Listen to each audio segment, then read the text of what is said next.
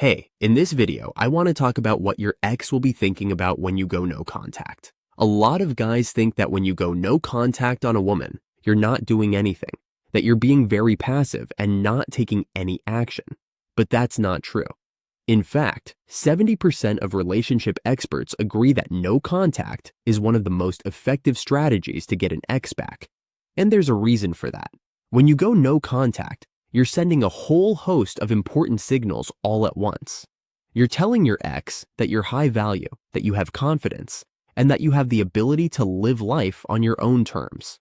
You're showing that you're willing to walk away, that you're not affected by what they do, and that you're focused on your own life, mission, and purpose. This is why no contact is so powerful.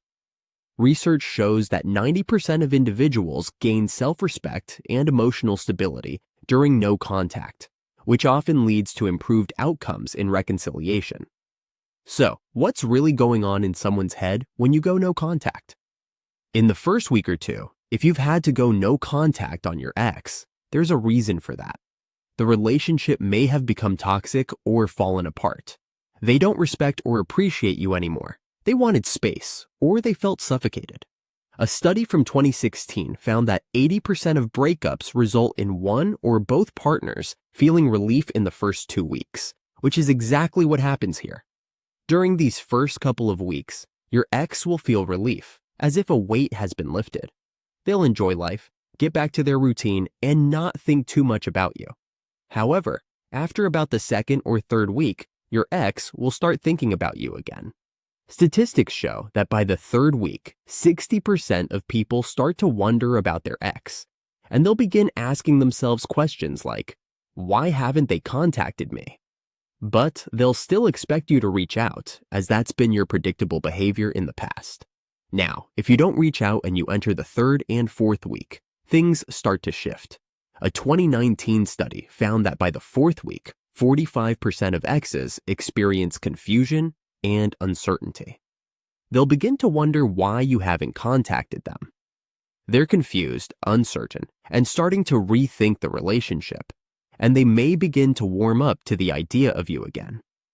By the fourth or fifth week, your ex will start feeling even more uncertainty and anxiety, which typically causes them to return before this point.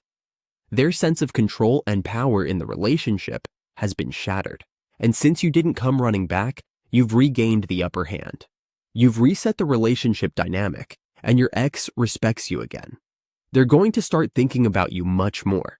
In 50% of cases, exes start initiating contact after 4 to 5 weeks because of this power shift. By the 5th or 6th week of no contact, up to 80% of exes will attempt to reconnect. This time frame is important because, in psychology, there's something called the fading affect bias. After about 6 weeks, people start to forget the negative feelings and stress of a relationship and instead focus on the positive memories. If you can maintain no contact for 5 to 6 weeks, your ex won't be dwelling on the problems. They'll be thinking about all the good times you had together. The fading affect bias impacts 95% of relationships, making this a crucial period. This is when they often come running back, realizing what they lost. Most people expect their ex to hound them, pursue them, and call them incessantly. Surveys indicate that 65% of people dread being pursued by their ex during no contact. When you don't do that, you're sending a strong, counterintuitive signal.